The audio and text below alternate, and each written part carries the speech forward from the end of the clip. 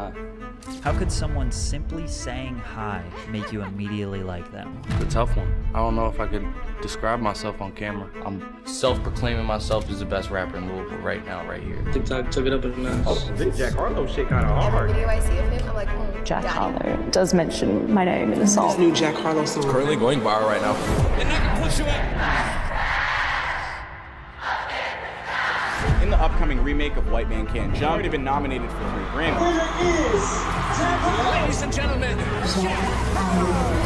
Jack Harlow, welcome to Call Her Daddy. Thank you. I am so happy you made it from Vegas. Me too. That was like a close call. Couldn't wait to get out of there. Just like not the vibe to be in Vegas all the time. Shit, it's not the vibe anytime, but Were you there for 24 hours? I was there for business, yeah. Business, You no know. pleasure. I take pleasure in business sometimes, but yeah, I know what you're asking me. Nah, No, you didn't meet any ladies. I didn't spend any money, no. Okay, good to know. I want to go back to the beginning because I'm like, already you sitting in this chair, Jack, the ladies are blushing. They're happy, they're cozy, they're like, oh, Jack's here. They all have a crush. But today we're going to make them really fall in love, I can tell. Okay, so we need to get to know you. Okay? Okay. So we're going to go back to the very beginning. You grew up in Kentucky, born and raised. That's right. You just moved back. Yeah. Tell me, why is your hometown so... Why are you looking at me? Nah, just excited. In our hectic, fast-paced lives, we could use some slowing down. Haagen-Dazs is made to be savored and enjoyed slowly for a moment of slow that's just a freezer away. Introducing new Haagen-Dazs's Belgian waffle cones, a crunchy waffle cone complemented by the classic velvety smooth ice cream that you know and love. I am obsessed with these cones. There is nothing better than getting to the bottom and you can get that extra little bit of a surprise sauce at the end. It hits every time, Daddy Gang. These new cones also come in 4 delicious flavors. Are you ready? Vanilla salted caramel, summer berry, triple chocolate fudge, and new Haagen-Dazs's toasted almond fudge cone. Yes, please. I will take one. I love being able to have an amazing dessert in the comfort of my own home, and this ice cream cone makes every bite truly worth savoring. The crispy Belgian waffle paired perfectly with the velvety vanilla ice cream. Then I top it off with toasted almonds and milk chocolate curls, and then finish with a last bite of sweet fudge sauce at the bottom. Boom. It is the perfect blend of taste and texture, and now my mouth is actually watering, so I'm gonna need to head to my freezer after this. It is time for a cone break. Savor your moment of slow with new Haagen-Dazs's Belgian waffle cones, available at retailers nationwide. Talk to me about your hometown and what it means to you. Gosh, where do I start? I mean, growing up listening to rap music, you would hear artists talk about the cities they were from and just lift them up. And I was just like, damn, like Louisville needs that. And so it became a priority to me. Yeah. And I love where I'm from. I just love it. I love it. That's why I'm there. It just makes me happy. And I think it's like, it's slow and it's laid back. A little different than LA. Yes, very, Just a very, very. Is it, okay, you just said like, you kind of like roll it off the tongue. You're like Louisville. Is it Louisville or You almost got it. Louisville? You almost got it. I'd say locally it's the Ville is more Vul. Vul. Louisville. Louisville. Louisville. Louisville. Yeah. It kind of just like in the throat. You're just like, oh. Yeah. Like, oh. Yeah, it just It's slides not out. Louisville. It's buttery. It's syrupy. Yeah. Yeah. But like if you hear people say Louisville, do you give a shit? Well, not deeply. Mm-hmm.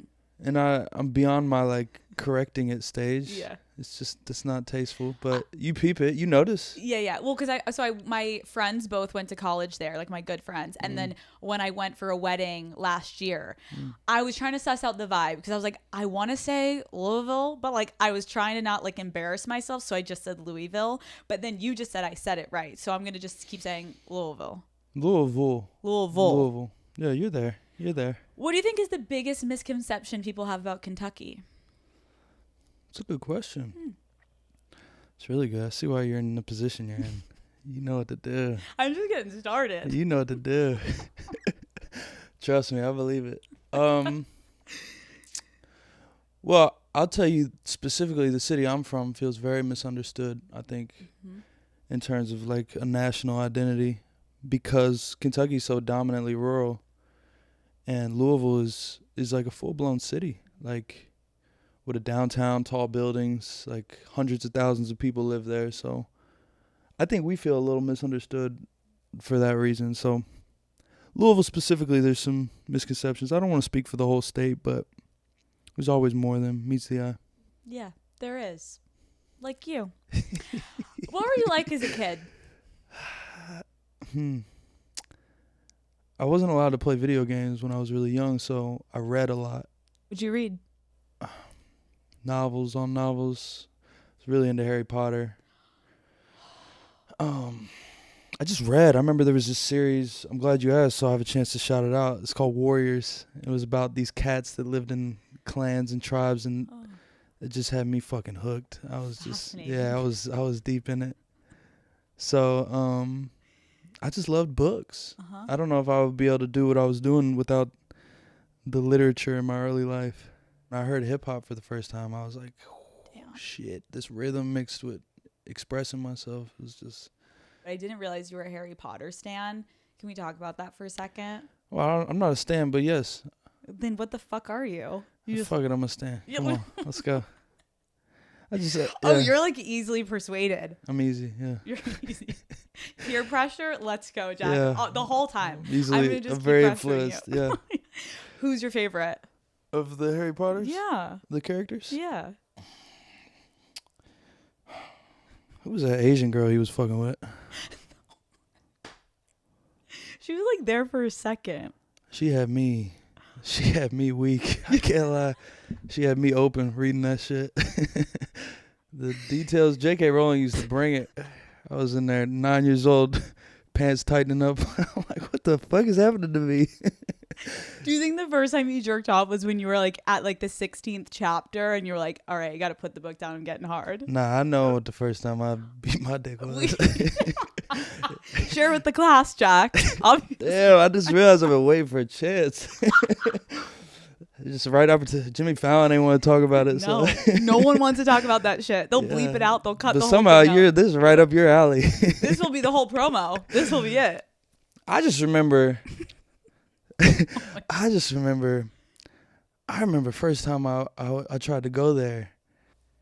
It rose, and it was like the feeling was so unfamiliar to me that I got all the way to near climax and stopped. I think I was 12 years old in middle school, and I just stopped because I was like, I don't know what's going to happen if this busts. And so I went to sleep. I just went to sleep, and the next time I'm like, fuck it, I'm going all the way, and I became an ocean. But you remember that feeling? Like, what did you think to yourself? I thought, God damn, I get it. This shit's all right. I love how you gave yourself blue balls for like the first time. You're like, I was terrified. I didn't know because it just was rising and rising and rising. I'm like, where are we going? Great feeling. You said that you weren't allowed to play video games. What was your house like growing up? Like, what was the dynamic? Who's in your house? What's going on? My two parents who love each other deeply to this day, and my little brother. Oh, nice. I owe a lot to my parents. I got good parents. You do? Yeah. And they're still together? They are. Deeply in love. Wow. So are you kind of like a romantic guy? You know, I was for a while. Oh, what happened? I don't know. I'm just deeply in my batch stage right now. Like, not that I'm not like necessarily cutthroat. I just like, I think when I was 21, I just seeked so much validation, and it gave me such a rush to make a girl feel special. And it was almost like, well, how many can I make feel special? Just to be honest. And I think I didn't want to sleep by myself. Like, and if I wanted to get on FaceTime with someone and fall asleep on FaceTime. And something shifted where I want my space more than ever.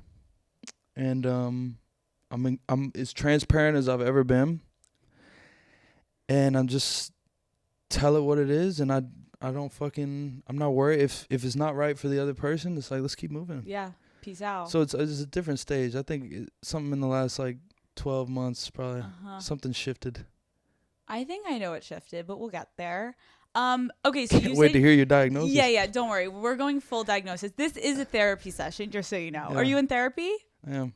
Okay, good. Well, this is an extended version. Good. You can tell your therapist, we don't need our session this week. I sit down with Alex. Yeah, it's already canceled. You said that you were looking for validation. Talk to me about what you were like in high school. Did you get the girls? Were you a loser? Were you bullied? Were you the bully? What was going on? I could always get the girl I wanted. It's not like I was like, I didn't have my way across the board, but I could get the cute girl. Okay. I could get the cute girl. I was well liked in high school. What were your friends like? I feel like that kind of like, were you like an athlete guy? Were you a like chess player? Were you in the book club? I started making music so early that the rapper category kind of got stamped on me really early. So I would pass out CDs in school, and everyone knew I was chasing this for a long time. Mm-hmm. So I was in sort of my own category. Even locally, I experienced a taste of fame from the age of like 14 on, because I would go out in public and people would stop me and ask me for pictures just at other schools. So it was unique. I feel like I know, what was his name? Was it like Sammy? Do you know who I'm talking about? Sammy Adams. Sammy Adams from Philly. Yeah. And I know what you're talking about of like, I feel like a lot of high I schools. opened for Sammy Adams when I was 18 years old. Shut the fuck up. I was 18 years old. No one was there to see me. Aww. I was playing for his crowds. It was fun. It's rite of passage. Right. First tour I ever went on, like 4 dates on the East Coast. We drove ourselves out there. No one with us, just me, my DJ, and 2 of my friends. And we drove from every venue, and we opened up to a bunch of people staring at us like, who the fuck is this? Like, can Samuel please come out here? Like, fuck. Samuel. This chat kid does not do it for me. And I was like, no beard, glasses still on, like, didn't know how to cut my hair. Like, it was raw. It was a very raw time, but it was character building. Call Her Daddy is brought to you by Libre by Yves Saint Laurent. You guys, this perfume is the one that I wear on date nights. The new YSL fragrance, Libre L'Eau Nu, is light, it's fresh, it's the perfect balance of citrus and floral notes. It's also alcohol-free, which I love, and has incredible staying power. So I know I'm going to be smelling absolutely amazing all night. The Libre L'Eau Nu is a refreshing twist on the iconic Libre Eau de Parfum. It's lighter and fresher and exactly the scent I'm looking for as we head into spring. There is nothing better than giving a friend a hug and her being like, "Oh my God, Alex, what are you wearing? You smell amazing." Yeah, it's YSL, baby. Also, something underrated but super important is that this perfume looks good in my home, okay? The Libre L'Eau Nu bottle has a jewel-like radiant white finish, as you can see, and I absolutely love it. So every single time I walk into my home, I just want to put it on. For all my girls out there who like a citrusy floral perfume and are looking for that signature scent, YSL has you covered. Shop now at Sephora. That's kind of funny, the juxtaposition of like you being a rapper and then having like your glasses and like maybe not like looking the part. Yeah, I think when I was younger, I really was like banking on that juxtaposition. I think I was like, ooh, this shock value is gonna be what does it for me. And then I think I got to a point where I took the glasses off and like started like tending to how I looked, became slightly more vain, and I was like, I like looking in the mirror and being pleased. I don't really want to be tethered to these glasses, so. That's how the shift came about. Yeah. Were people in your hometown, like I feel like sometimes people are assholes at that age being like, you're a fucking loser, stop trying to make it. Were people around you supportive, or were they like, you're dumb, move on? It was split. It was polarizing for people. It was very divisive. Like people either thought it was super tight that I was doing that, or they thought like from a distance. They never would say it to me. I wasn't stuffing the locker material. I was, I was walking through that motherfucker with broad shoulders. Like I wasn't the high school quarterback, but like nobody was fucking talking to me, But there were people that definitely thought it was lame and would shit on me, and I would hear from other schools that people thought it was lame. Like, oh, you fuck with that kid? That shit's terrible. So it was split. You know what's funny is like, just so anyone listening, the ladies, like I think there's something on Google because I was gonna give you merch, and I was like, oh, like I remember I met him at SNL and like he's taller than I expected. And online there's something of like he's either 5'8" or he's like 6'2", and there's like a misconception, and I think like people think you're shorter than you are. So I'm here to say you're pretty tall. Thank you. So yeah, you weren't getting stuffed into lockers. Thank you for that too. You wouldn't have fit. That's right. How would your teachers have described you back then? If they were British, they would have said cheeky. I was well liked by my teachers, but I was not focused on school at all. Good grades, bad grades? Poor. Mediocre. Like D's or C's? C's and D's. Not failing, getting through, but like not focused, cheating endlessly. Oh. You know, it's a skill. Fuck. The thing is, at the beginning of high school, we signed like a, did y'all have to do that? We signed like an oath. I was like, fuck, man. They could take me to court because I didn't earn my shit. I'll tell you what. How far would you go to cheat? Like, did you have any like tricks? I had tricks. Share the tricks. Now you're not in school. Trust me, I had tricks. Okay. I had tricks. I was just in with the smart girls in the classes. I was in with them. Mm-hmm. You could send picture messages when I was in high school. Like, you know, obviously I didn't grow up in the 60s, so no, I'm joking. But if I had a vibe with a girl, she was coming through with 11 attachments. I'm like, she would bless me, and I'd be like, I owe you. So I'm going to take care of you soon. Because that is a love language right there, ain't it? Baby, you helped me cheat. Right? Oh. And you will How intimate is that, though? How intimate is that? That is special. And I used to just put my arm around like, you held me down. I'm like, I owe you. I don't know what I owe you, but I owe you something. We're going to figure it out. Was the attention what you gave them, or did you ever hook up with anyone that helped you cheat? I'm sure I did, but I don't think it was, I don't know if it was a direct, like, debt exchange when I did it. Yeah. But coincidentally, I may have. But it was love. It was love. I always had a lot of homegirls. Like, okay. That it didn't have to go anywhere. It was just, there's nothing like the company of a woman. I know I'm in the right arena to be saying that, but I deeply believe that. Like, it's so relaxed. It is. Yeah. We're pretty great. Yeah. But what I can imagine is, like, did you have a girlfriend in high school ever? I did for a portion of it. How did that go over with her? If you having all these lady friends? Well, she's at another school. Let me chill. I feel like you played a lot of games back in the day. It didn't feel like it. I just was me. I just like to have friends. You get it. You like to have friends with vaginas. It's like I want to move on because somehow the wounds seem fresh no matter how long ago it was. It's just like, yo, let's chill. We're literally talking about high school and middle school. He's like, oh. So, yo, like, she gonna hear this. How many girlfriends did you have in high school? I had one. How long? A year. Oh. I was on the same shit I'm on now then. I'm, playing the field, chilling, seeing what's going on. Oh. Assessing the situation. Yeah. You are funny. Okay, we're moving on.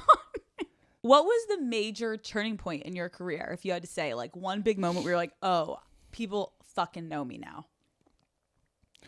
I mean, What's Poppin' was a huge one. Mm-hmm. There was little steps up till then. Like, there's a lot of people that approached me and tell me at different times in the late 2010s, they became aware of me. Like, had these records that would go viral on Twitter. From like 2017, 2018, 2019. So it was building, and then it took this big jump with What's Poppin'. And I remember pulling up at a red light and the person next to me looking over and being like, and that was when I was like, oh, okay. Here we go. Just, I'm out in public. I'm not in my hometown and people are stopping me. So that must be so crazy. Like, now understanding that you always kind of were like recognizable in Kentucky, but then to go somewhere else and be like, oh, fuck, I think I'm, like, famous now. How do you handle that? Do you like it? It's very validating. Mm-hmm. I mean, especially overseas. Like, walking through New Zealand and Australia and people know, it's like, you feel, that's one of those moments where you take that time to pat yourself on the back. So it feels really good. It feels good. Do you like the New Zealand women? Yeah. What country have you maybe liked the most of the ladies? Who shows you the most love outside of the U.S.? I really like London. Those women know how to talk.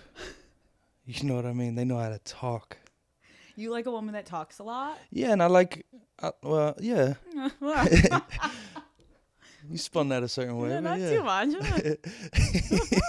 Shut the fuck up, but to a point. Hey, let me tell you something. You are funny. You are funny. You're kind of funny, too. I mean, I assumed you were. Yeah. But this is proof right here. Okay, thanks. I just think the women over there have a certain wit and a certain, you know, they just are cheeky. They're cheeky, and they feel like they read a lot of books growing up. You like a strong, confident, smart woman? All those sound good. What's your type? I just like sweethearts, man. I like sweet-ass girls. So if a girl's playing a game with you, are you like, no? Like, do you like a girl that's like, hi, Jack, like, I like you? Or are you saying just, like, sweet, nice-hearted, but, like, maybe they can kind of get I'm not to you? saying a girl has to, like, be a pushover or let me walk all over her. That's not what I mean by sweet. I just mean that I don't like mean-spirited energy at all. And I don't like toxicity. That's not one of my fetishes. And I know that's going right now. There's a lot of guys that are into that. They love it. I have no patience for it. And I'm glad you asked about games. I don't want to play any game. I just want to enjoy it. And that's right now. Yeah. That's who I am right now. Yeah. If you ask me this when I turn 30, who knows? Maybe you're playing the games at 30. Hopefully not. Maybe you're stirring up the toxic. There's no telling. I'm just saying it may shift from sweet to like, yo, I need a woman that challenges the fuck out of me and is at this level, is above me, this and that. It's like, it's just where I am right now. Like maybe you want a woman that's like making the bread. I mean, it doesn't sound like the worst thing in the world. Yeah. You mentioned when you were talking about vulnerability, I'm like, what's your biggest insecurity when you were younger? And like, do you still feel that way? I think when I was really young, my teeth were pre-braces. My teeth made it, you know, when you're like 8 years old and your teeth are fucked. Me too. It's a common one. That was one. Did you get braces where like you would like decorate with the colors on the little... I think I had some blue shit going on. But like Halloween time, you didn't do like black and orange? Nah, but you did. I did, and it was like disgusting. Like I look back and I'm like, it looks like there's like carrots and black beans in my teeth. It don't matter then. But I no can one totally wanted to see have that. sex. I could totally see you at 11 years old. Oh my God, I had two big front teeth and no one wanted to finger me. No one wanted to touch me, Jack. I was always the girl like never on the top 5.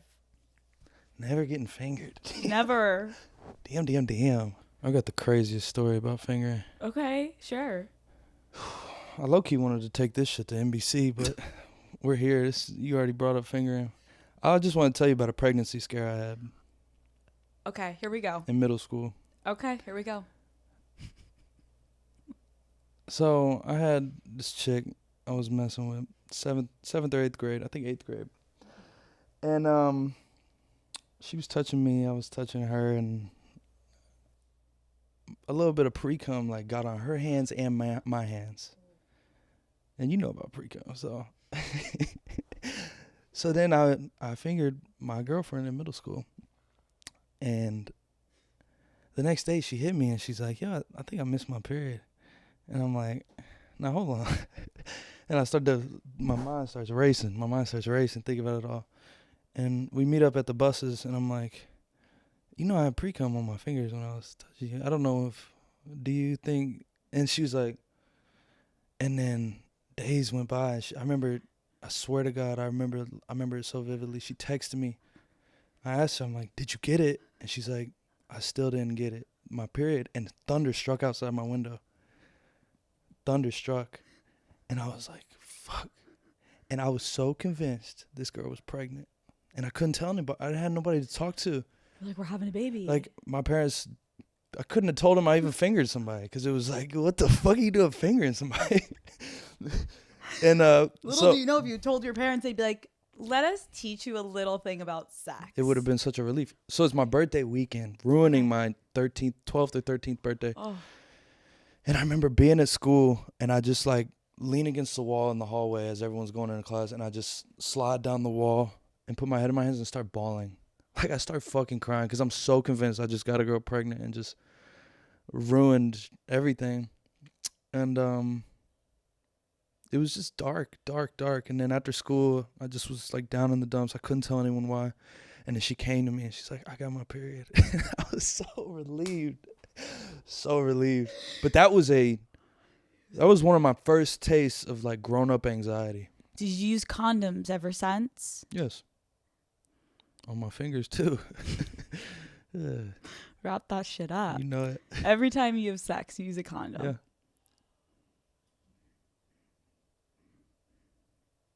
And everyone should. Mm-hmm. Have you ever had sex without a condom? I've always wanted to. You think you'll ever give it a go? Maybe after marriage. Oh, you'll let it go raw. Yeah. What do you think it will feel like? I lost my virginity raw, actually. What the fuck? And goddamn, it was in that moment. I was like, "Oh shit!"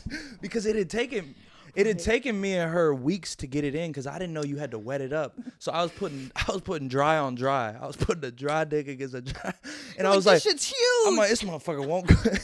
And then I just, spit on it. And suddenly, and then it just fell in, and I was like, I remember I was in that motherfucker, I looked down at her, I was like, "Oh, we gonna be here for a minute, if I'm lucky." And I started, and then 45 seconds later, it's over. We gone. I was like, I'm about to. But it's so funny, it's so stupid, but it is an amazing moment when you first feel that. And it's good. I know they teach us around that time, you're getting all this promotion, all this propaganda. Put a condom on.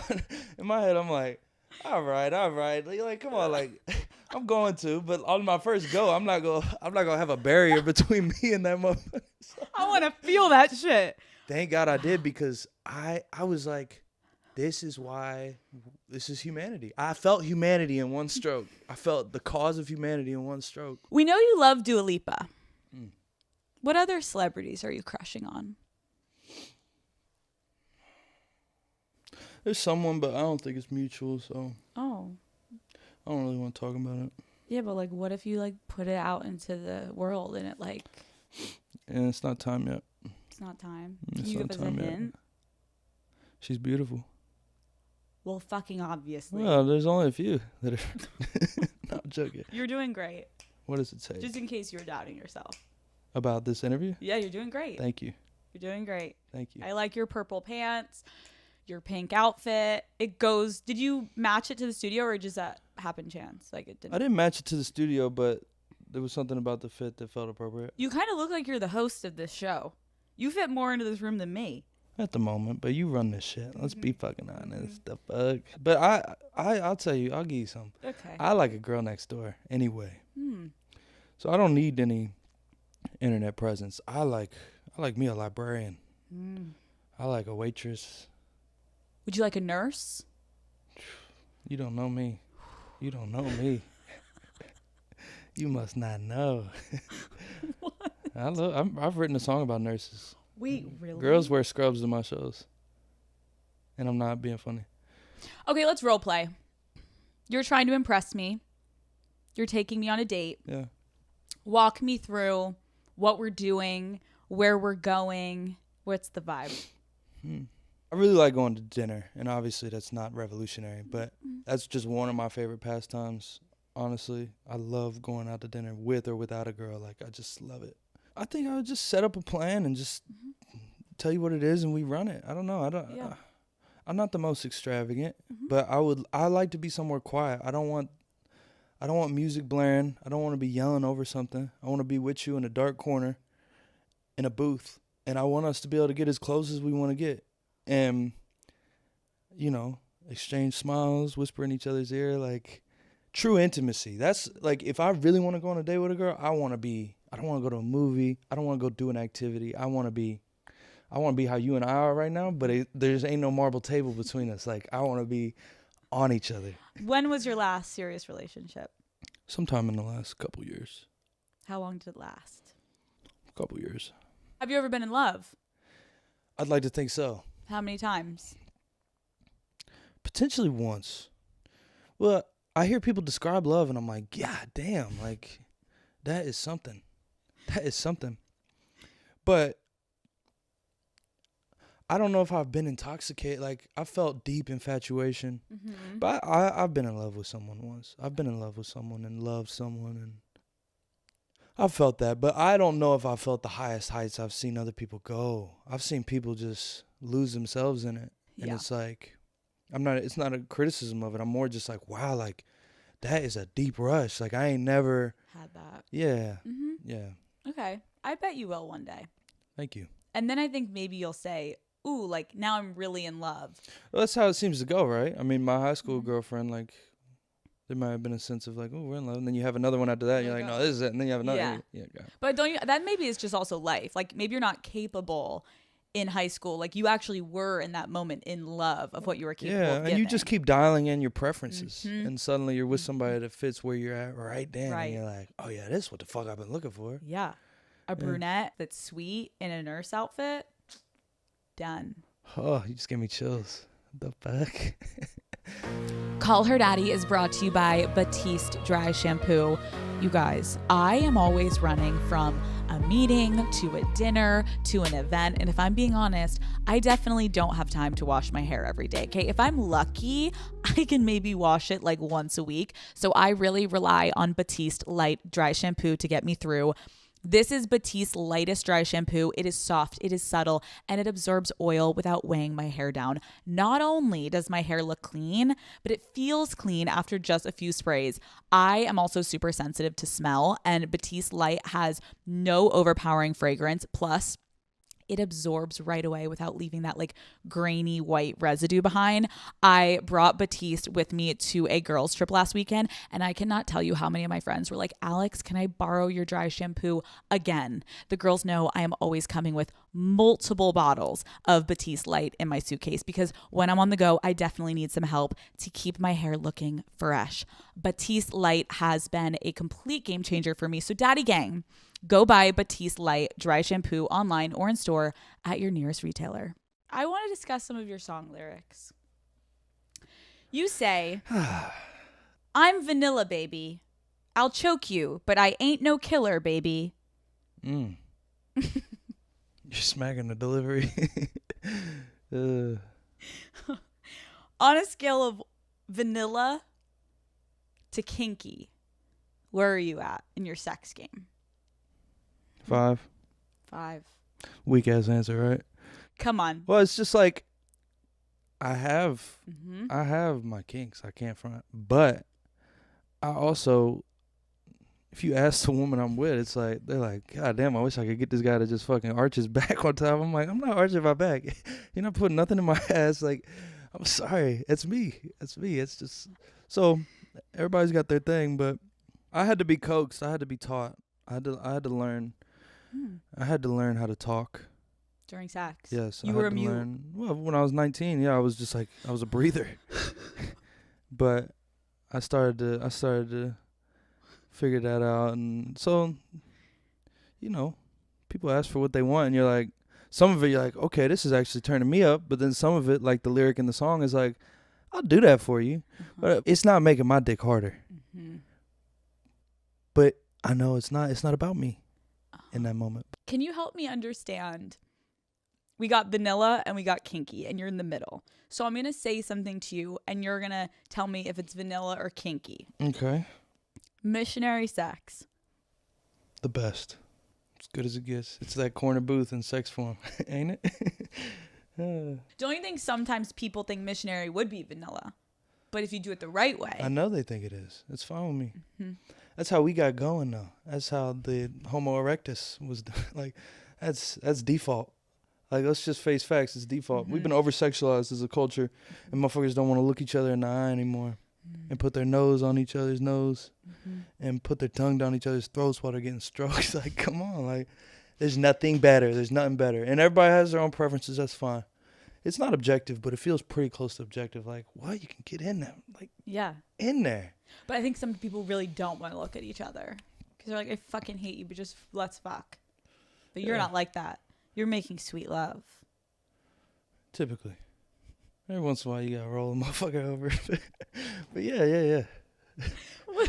What is your favorite sex position? We just spent the last 10 minutes on That it. is it? If I didn't ask you. You don't know what they call me?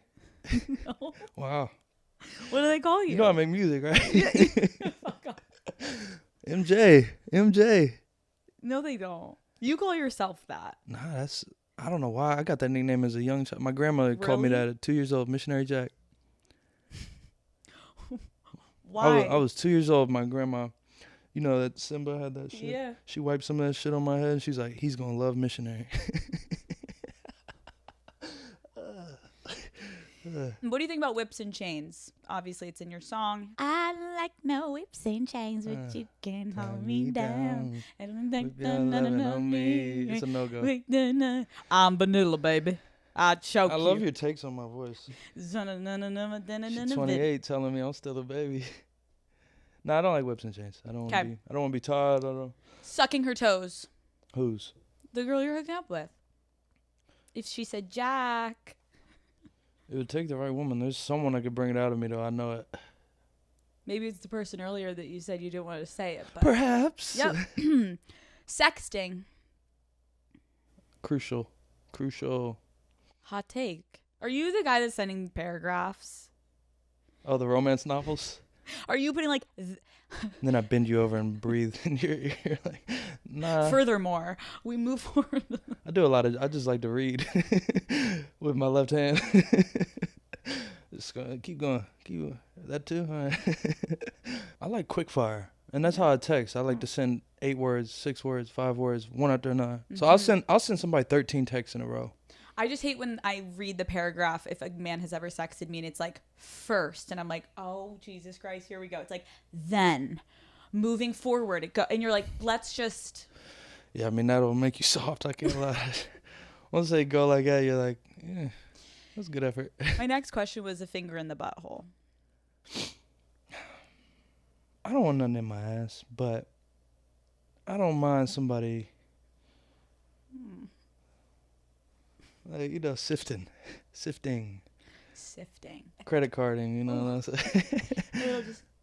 That's very intimate. I like being Lil Spoon anyway, so I don't mind somebody scratching my back and then saying, oh, la la la, la da dee.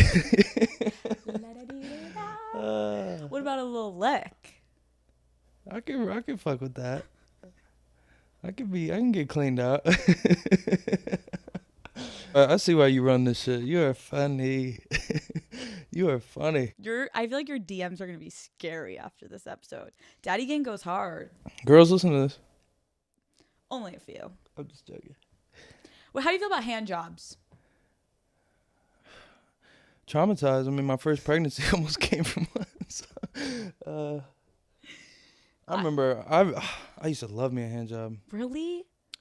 And I'm a fan. It has to be moisturized, but yeah, I like it. But I just remember that girlfriend I had. She used to stand in front of me at events and she would just work my shit over my jeans.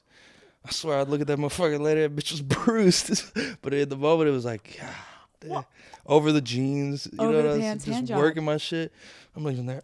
Oh. Yeah. I've never given one of those. Do you suggest? It's too late for you. It's too late for you now. You're past that period. What's your best skill in the bedroom? R&D. Rhythm and dialogue. Rhythm and dialogue. Mm-hmm. Rhythm. Underrated. Just like me. Misunderstood too. Do you think you're misunderstood? I guess I just feel like I guess I just feel like I wish I fit in. I don't know. What are you saying in the bedroom? What are you doing over there? Are you now after you went through your breathing phase? Because that's like. Because now I don't breathe. There is. I had work to be done and met somebody older than me, and so I think it just turned my dialogue up. They said, "Let me teach you." Yeah, and it got out of it. It just became very like, express what you feel right now. Just express it. You don't need no lines you wrote earlier. Say what you feel right this moment. So to anyone watching out there, that's what I recommend. Literally, stream of consciousness is the best thing you can do. Like, what are you feeling against your flesh right now? Describe it. If you can vividly describe it, talk about how you feel about it, what you want for them. Say it. Let it be known. Literature. Are you good at detecting if a woman is faking an orgasm? Damn. Mm-hmm. No, I'm not. It's so sad. Sad. So many women have probably faked it.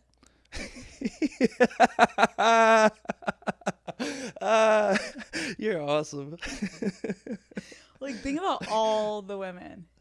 I mean, surely.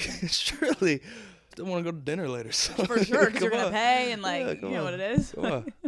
They want the Uber ride home. Fake it up. Come on. Let's talk about your new single. It is really good. Thank you. It's like... It's nice to see you say something so earnest. I know it was hard for you. I know you're switching right back into character here shortly, but that moment meant a lot to me. It is really good. Thank you. It's so catchy. It's the Jack Harlow we know and love. And I think it must... Can you talk to me, though, how it must feel like when you see it's like so popular right now, trending on, as we know, TikTok is so important right now for like music also. Mm-hmm. What does it feel like when you wake up and you're like, everyone's making a fucking TikTok about my song? Impact is always so validating. And I dropped an album earlier this year called Jackman that I would say like wasn't even in the TikTok universe. Mm-hmm. Obviously, there's people on TikTok because so many people are on there that took it in, but it wasn't a TikTok moment the way this has been or First Class has been. And that album meant the world to me, and it was extremely introspective and personal. I love it. It might be my best work thus far. And then to pivot back into something that is high octane, just fun, and like it comes on and it's like it's not serious. It's like, let's enjoy ourselves. Feels really good because a lot of what I was making this year is intimate. It's intimate. It's for the headphones. It's personal experience. This song is like, you can feel it. You want to play it at a show. Yeah. Yeah.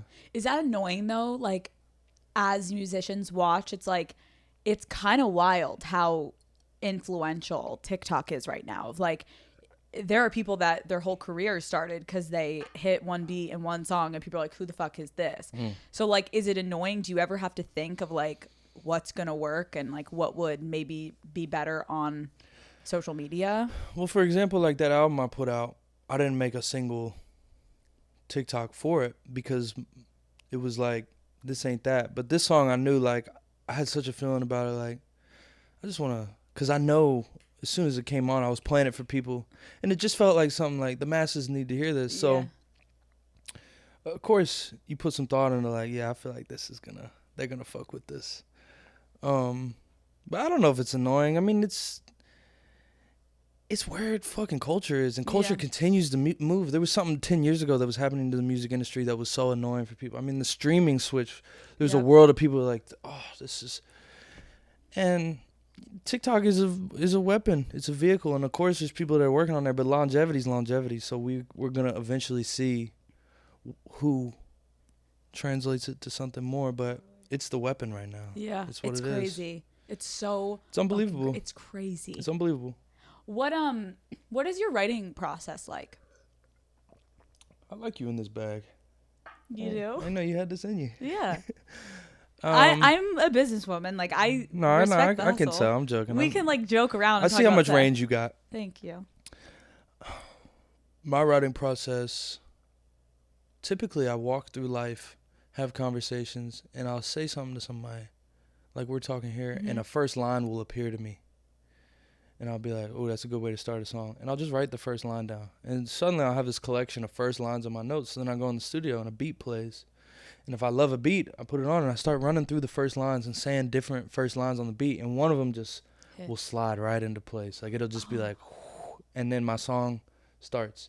It's not always what it is, but for me, that is what has happened to me so many times. It's like I come up, and if you notice a lot of my songs, I put an emphasis on the first line. Like I really care about the first thing you hear being like, okay, here we go.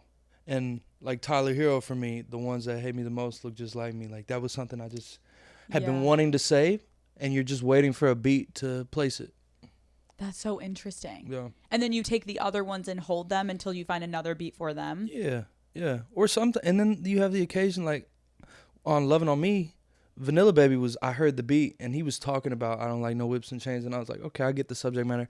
And the first thing I thought of was like, Vanilla Baby, and you just mumble something out, and you're like, okay, I'm in a groove.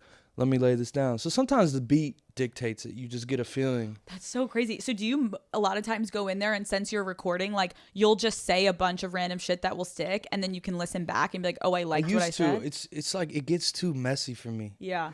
And then you end up loving how you did something, and you compromise. You write a weak line just because you want that bounce. So I prefer to have the words written before I go in the booth. Yep. And a lot of my songs are one take, like first time I laid it down, because it was practiced before I got in there. Yeah. How long? So it doesn't take you that long to record a song? Depends. If it's most good songs don't take long because you're not getting in the way of, there's no self-doubt flooding it. Like it's just flowing, and whatever's sending it down to you, you're vomiting it out instead of like, oh, I shouldn't say that. Oh, they're not going to like that. Oh, they're going to like this. That's when you get stuck and you only have 3 lines and it's been 2 hours. Yeah. But when it's going, it's just, Flow. you can't stop it. What is it like when you go into the studio? I feel like so many people have like a certain vibe they need. Like, do you have a lot of people in the studio? Do you have no one? Do you set a vibe? Do you like candles? Do you need certain snacks? Like what's your... I used to want to be alone. I didn't want people in there. I thought, I don't want to be judged. Yeah. I want to be able to be myself. And I actually realized what brings me out is an audience, someone to impress. Whether that's the producers in the room, maybe I invite a girl through, and you just activate your swag a little bit because you want to walk out of the booth and have those 4 people be like, yo, you fucking... Yeah. Because they're a crowd of 10,000 people in that moment. Right. So if you have someone to impress, it goes a really long way. I'm always impressed by people that can like... I can write really intimate, introspective stuff alone because I'm alone. Yeah. But to make bangers, like where I'm popping shit and it's compelling and has conviction, I need an audience. I could see that. Like you almost start to flex a little bit more and like you'll go for stuff more. You posture and you're trying to, you're trying to impress the person in the room. And oftentimes they made the beat. And so it's this exchange. They play you the beat and they're like, you got to fuck this up. And you're like, I'm about to fuck this up for you. And you go in there and you lay something, you come out, y'all both listen to it and you start, and it's like, it's euphoric. All you want in that, because there's no one else there. All you want in that moment is the people you're with to be like, you killed that. Right, that's fire. You might write based on who's there because they'll like if I do this. I'm so happy for you. I feel like why I love doing this is because like as much as we joke, like getting to know you, being younger, running through the streets, like giving your mixtapes out, handing people CDs, like it's cool to see someone that always knew what they wanted to do and then doing it even if you don't have like the biggest stage and like still running with it, and then to get to where you are now and seeing your success, like thank you, congratulations. It's really cool. You strike me as somebody that's very driven and knows what they want to, so I appreciate that. Thank you. What should fans expect to see from you next? I'm active. I'm feeling good. I can't lie. I'm ready to keep coming. I ain't going on hiatus. I'll say that. Yeah. More coming. Oh yeah. I think we want that. I'm hungry. I know we want that. I'm hungry. I'm very hungry. I can tell. I have a chip on my shoulder. And you should keep it that way. I will. For as long as I can, it's gonna be sitting there. I'm really excited to see what comes next for your career. This new song is amazing. Obviously, we all want another album, tours, all the good things. But for now, we will take the song, and I love it. Thank you. I really do. Thank you. It's such a vibe. I've been listening to it like an annoying amount. That's wonderful. Yeah. That's what I need. Jack, thank you so much. It's been a pleasure. I'm not just saying that. It's fun, right? It's been fun. Thank you. Thank you for taking it easy on me, low-key. You didn't really give me a choice, but I didn't want to like disrespect you and like push you too much. That's nice of you. Thank you. Thank you for coming on Call Her Daddy. Thanks for having me. We did it. We did it. That wasn't that bad, right? That was wonderful. That was fun. That's a hit. That's a hit. That's a hit.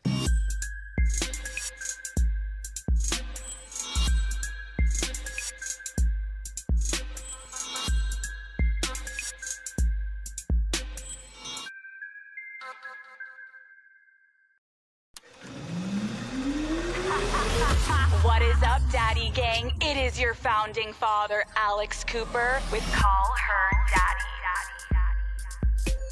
Hi. Hi, Kate Hudson. Excuse me if I have like these like disgusting cough episodes. Oh, are you Because sick? I have that lingering like 3-week. You came here to get me sick. If you get sick, it wasn't me. No, it was you. I am not You contagious. came in here to like, fuck this bitch. I'm going to get her really sick and leave and give her no tea. No, it's going to be great. Call Her Daddy is brought to you by Uber Eats. Okay, Daddy Gang, we all know Uber Eats has the best selection of local restaurants, but did you know they also eat when it comes to a whole range of delivery services? Now, that might be a lot to take in, so let's break it down, okay? Uber Eats isn't just for locked-in salad bowl lunches or pre-gaming with Ty. When you can't make it to the store, you can just get about anything you need delivered straight to your door with Uber Eats. Right now, you could be checking off your whole shopping list, okay? Of course, I'm locked in on Uber Eats when it comes to getting my lunchtime sandwiches or a good delicious meal after work. But say I need a little cocktail at the end of the day. Uber Eats is my go-to spot to get all of the ingredients I need sent to my door. I also use Uber Eats for pretty much everything: paper towels, groceries, snacks. I even order a pair of flip-flops to the nail salon, okay?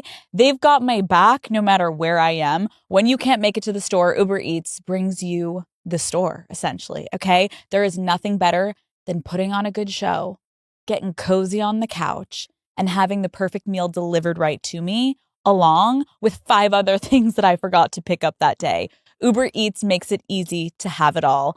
Get grocery, alcohol, and everyday essentials in addition to the restaurant food you love. So in other words, get almost anything with Uber Eats. Order now. For alcohol, you must be legal drinking age. Please enjoy responsibly. Product availability varies by region. See app for details. Okay, so you're kind of like in an entire new phase of your life right now with this new venture of music. Congratulations. I know. Well, only in public. Right. You know what I mean? Like, Okay. so, I mean, music's been in my life, my whole life. Okay. Whether it was me or whether it was with like my ex's partners. But yeah, no, I finally was like, you know what? If I don't share it, I'll just regret it. And That's what I think is interesting when you think of like Kate Hudson, everyone's like actress. Is it terrifying to come out with music, or are you like excited? Are you nervous? I think it was terrifying, which is why I didn't do it. And I'm an Aries. Like, I'm supposed to be fearless. And I was like, why am I so terrified to share my writing, really? You know, and I think it's because when I grew up and sort of was young and became well known, and you know, I got famous young. So I was 20 years old, and at that time, like, you don't switch careers. There was no, oh, you're going to be a movie star and then you can be a rock star. It's like, no, stay in one lane. Everyone tells you to stay in one lane. Don't break what's not broken. So I kind of had this thing where it was like, the one thing I loved the most was just going to take a back seat. And so my dream was like, okay, well, I can do musicals, and then maybe that's how I incorporate music into my life. And then it just, time gets away from you, and, you know, kids and things, and COVID happened, and I'm like, I'm sitting on hundreds and hundreds of songs that I've never, like, I'm so scared to put that out, but why? Yeah. And so I had to kind of tackle that. And then I was just like, fuck it. If I don't do it, then I will be on my deathbed, and it will be a great regret of mine. So, well, I think it's incredible you're doing it also because you have a really good voice. oh, thanks. Like, no, but I think sometimes, like, to be honest, I think people are always like, oh God, another fucking actress is going to now try to do a singing career, or vice versa. Or like yeah. the singer goes to try to act. Yeah. I'm Right. listening to it and I'm like, oh, you have a fucking great voice. It's funny because I'm not like, I don't, that's been part of my hesitation, is I don't see the instrument as like a technician. I think there's certain technicians of the instrument that are fucking brilliant. And, you listen to them and you're like, whoa, they can do runs for days and they can hit certain notes and things. And like, I never saw myself as a technician of the instrument. So like when I'm writing music, I write for my voice, or I write what I'm feeling. So that always for me was like, oh, you know, if I can't hit that note, then what does that mean? Right. You know? And so I kind of also had to just let it go. Let that go and just Well, I also think what you were saying is your lyrics. Like, as I was like going through your music, I'm like, oh, so much of your lyrics are about love and your relationships and heartbreak and moving on and knowing when to move on. And like Romeo, I feel like is like a great summer bop. I'm like, you like Romeo? Yeah, I love. Oh my god, I love. I think it's a vibe. I love Romeo so much. It's a good vibe. Romeo, it makes me happy. That song just is like, I just want to like put it on in the car in the summer. Yeah. Yes, I love that. That's the one you mentioned. But then I also love that you go to the complete opposite side and it's like Love Ain't Easy. And I'm like, you're just like flexing your vocals. I'm like, holy fucking shit. It's like a beautiful, I guess, ballad or like, and it's gorgeous. But so much of listening to it, I felt like I got to know you a little bit more. And I want to talk a little bit about that today because I'm like, okay. When you were growing up, how was sex and dating discussed in your household? In our house? Yeah. Oh, I mean, I have very open, you know, progressive parents-ish, progressive-ish parents.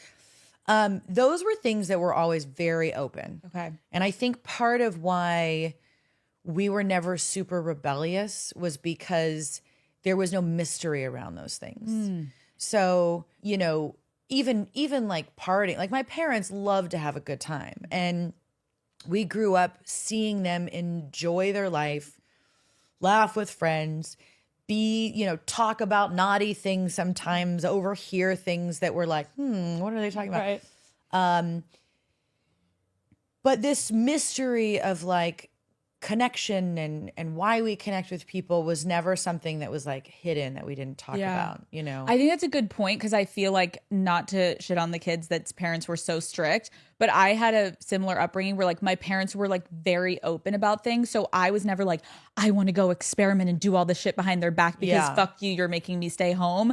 I felt like I was lucky to have that, but I can see a lot of kids where you can go the opposite way because if your parent tells you not to do something, you naturally want to do it sometimes. Yeah. So if you have people that are talking openly about, especially I think for women, about like not actual sex, like your mom's not like, Kate, let me tell you about this. But when you're, well, did she? No. I mean, not when I was young. No. What were you like with guys growing up? Like, were you confident? Oh, totally boy crazy. Really? Oh, yeah. I'm still boy crazy. You are? Yeah. Yeah. Boys are fun. I have a good boy right now. I have a really awesome boy. But I mean, I you know, I'm doing this show right now where I play the president of a basketball team. So I'm basically surrounded by men all day. And you're just happy? I went home to Danny. I was like, honey, I'm having the time of my life. I love you.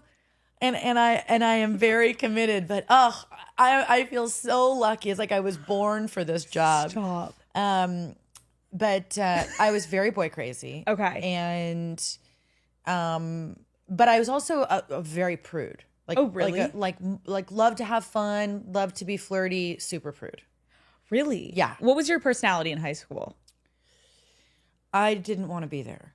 Why? Because I was like ready to have my own apartment somewhere in the world. Like I was like in 9th grade, like, just someone give me like a martini and a cigarette and like some book on a balcony in Paris. Like, I don't know.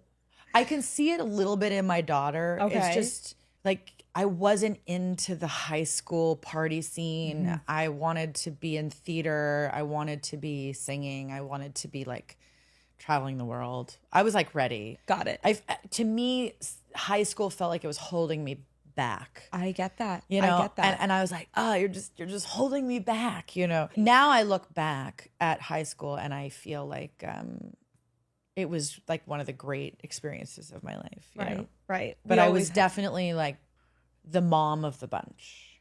You know? Okay. Yeah, like when all my friends were partying, like I was designated driver. Like I would take care of everybody. I didn't expect that. Yeah, total. Everybody thinks I'm a total party girl. I was the opposite. Yeah. So you're always DDing still to this day? Always. Well, I mean, you know, not now, but like back then I was very straight. Were you bullied I'm at still all? pretty straight. Like, were you awkward? Totally. Really? Totally. Yeah, because look, when you're young, if you're confident in something, it's hard. Like people don't really like it. Yeah. You know, so like I remember I was like, I knew exactly what I wanted to do. I was very focused. I wanted to be in theater. I wanted to be like working and doing things. And there's a lot of girls who just rolled their eyes at that. Yeah. And so, yeah, I wouldn't say bullied, but there was a lot of gossipy, like, talk behind back type stuff. That makes sense. Where girls are just like, she's fucking annoying. And then you're like, what? Because I know what I want to do. And like, you know, I guess like because I think girls who don't party, you know, I can sometimes get that too. It's like, oh, you're too good to like get drunk with us. And it's like, no, I actually just don't want to like do a keg stand like on with you right now. Like I don't want to get wasted, but I'm happy to like hold your hair when you're throwing up. I don't. So I was like that girl, and it would, I think, sometimes bother girls. I get that but it too. didn't bother me. Right, you're not judging them for doing the keg stand. No, you've like got the hair tie ready. Yeah, and I just didn't. I Wanna just do it. wasn't. I wasn't like that. But I think when you're at a place in your life where you're like, don't feel like you're in the same position as people, like mentality wise, it's hard to fit in anywhere. Like if you're like ready to move on and everyone's like, we're loving this, like we're going to the tailgate tonight, and you're like, stab me. Yeah. I think these like so young, like social structure, cliquey, like Lord of the Flies type, like things that happen are actually really important. How you deal with them at school and then how you deal with them at home with your family and like how they're supported. Yeah. I think are so important. Like I feel like it's good to kind of have a little bit of friction when you're growing up and people saying mean things. Sometimes it's like, oh, you know, you kind of need a little bit of that to like power through it and to realize like in retrospect to be able to reflect, look back and go, wow, like I'm so happy that wasn't who I am and that I had a little bit of that scarring. That's a good point. Get you through certain things because it doesn't get better. No, right? it does not. The world is human nature is quite brutal. Mm-hmm. So like, how do we, you know, when those small communities, like you're going to have friction in high school. Right. I mean, what was your friction? Mine was, I definitely like, I had a similar experience where like I was ready to get out. Like I knew I wanted to do all of this. Like I was like the video production nerd, but I was also at the same time the jock. So like I hid from everyone that I liked video production and I would like lie to everyone. They're like, why are you doing that for your elective every year? I'm like, I don't know. They said like, I'm good. It's so annoying, but whatever. It's easy. Like I would lie because I was embarrassed because everyone would make fun of me for like liking that shit. Right. And I was the jock. So they're like, you're the soccer girl. Like you can't be both. And kind of what we talked about at the beginning of this episode, it's like, you can never be both. And I think especially for women, it's like, you definitely can't be both. That can't be possible. And I was insecure. Like I was super awkward and gawky, aren't we all? And like, it wasn't great, but I do look back and in the moment I was like, fuck my fucking life. I need to get to college. Then when I got to college, I was like, I'm ready to go to New York City. Get me the fuck out of here. Like, I feel like at every stage of my life in those like scholastic moments, I was like, I'm ready to leave. I'm not meant to be here. But then I look back and I'm like, I learned so much about myself. I know. And then you kind of look back too and you're like, oh, and then you had these great, like big, fun, awesome moments. And then sometimes I look, there's certain people too that were just like always wonderful. Like, you know, you kind of, this girl Hillary and Jessica. And like, I look at these girls, I'm like, God, I wonder what they're doing now. Like they must be like the greatest mother of all time because they were so like even and they had kind to everybody and like helping you organize your own thoughts. Like, did you get your homework done? Like, you're like, oh yeah, oh shit. So it's like, I don't know. You look back at that little like it's like a microcosm of what, you know, the sort of. No, you're right. It's like sometimes I think we have a hard time pinpointing like the positives in situations. Yeah. Like I found an old laptop from college and I had some like fucked up shit happen to me in college. And I looked back at like this really specific time in my life as like negative. And I remember opening my laptop and like almost getting so emotional because I'm like, I had the best time. Like I fucking love these girls and I love these people and I love, so like when there's something like negative that happens, it's hard to remember all the positive, but most of our it's, brain does sort of lean, Yeah. you know, more to the, unfortunately, to the negative. Yeah, true. You know, Tell me about your first love. my first love. Yeah. My first real love was my ex-husband. You know, I was young. I met him when I was 20. I actually met him when I was 18. Okay. 19. And he was just a, like, you know, not a very nice rock star type. Like, I remember thinking, God, he was so mean. And then I met him again at 20 and he wasn't that mean. I must have caught him on a bad night or something. And yeah, I mean, first real love of my life. How soon did you date to then get married? Oh gosh, it was a whirlwind. We were engaged in 4 months and married at 9 months, and then, you know, and then like 3 years. Then I wanted to have a baby, and we had Ryder, and then it kind of started to do that downward spiral. Right. The classic, the classic. We all know it. How did you know you were ready for marriage at 21?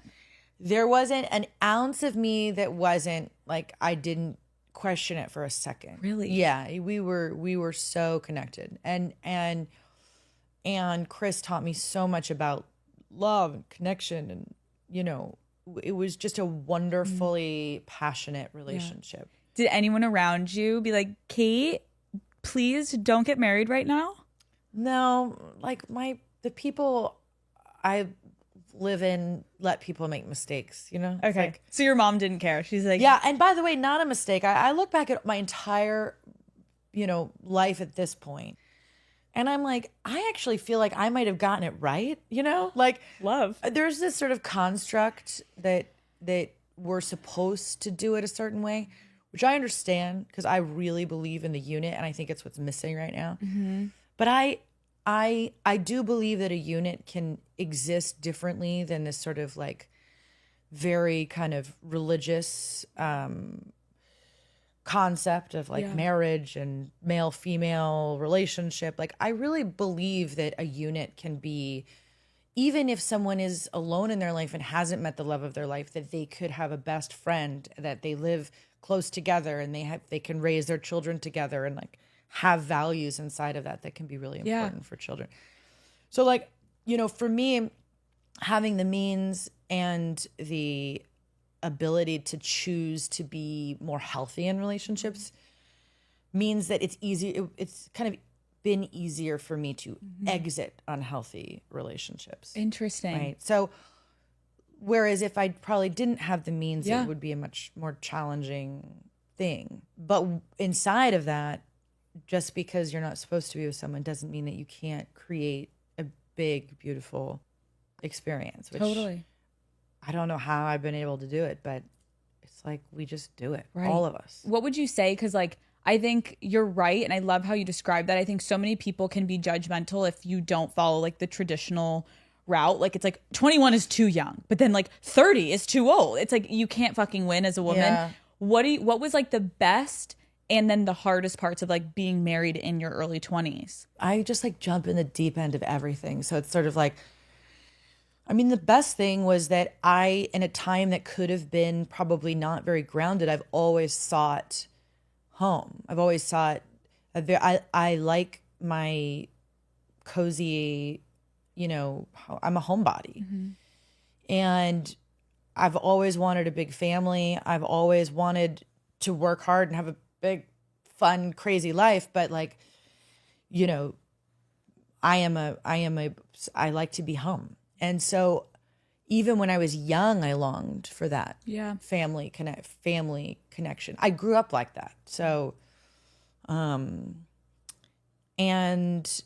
so when I met Chris, it's like when my career was taking off, it was also a time that, you know, could have been a whirlwind, and instead I was in this very grounding, loving relationship. Right. Like you had that stability, even though like externally it looked all chaos because your life is like you're thriving, you're a movie star, you get to go home to this guy and you're like, this is what I prefer. Had like a cozy, great vibe.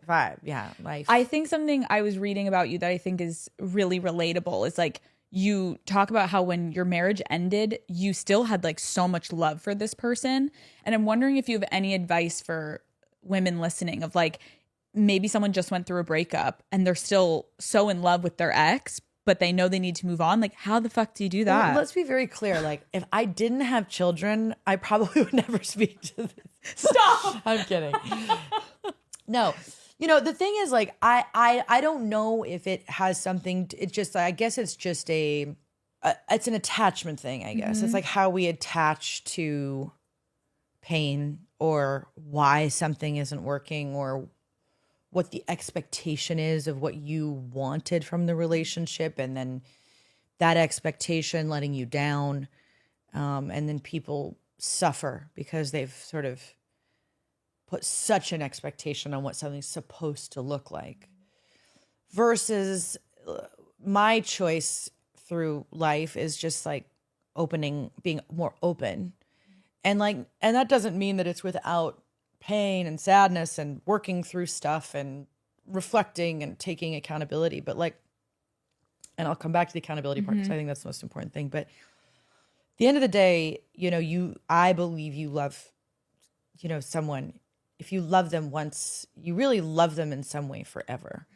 Even if you can't stand them, if you really loved them, if it was pure, it wasn't like coming from some place unhealthy, you'll love them through anything, you know, maybe not romantically, but that will always be there. And I do believe that like it shifts, just like friendships shift, you know. My best friendships have gone through times where we are like, don't talk 40 times a day to not seeing each other for a year.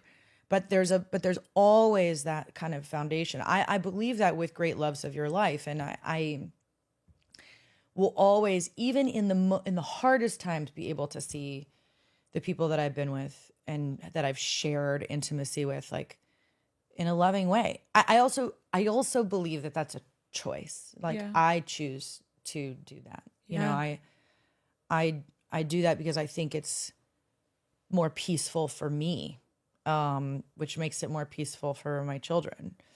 But I think that the biggest thing about relationships and, you know, when they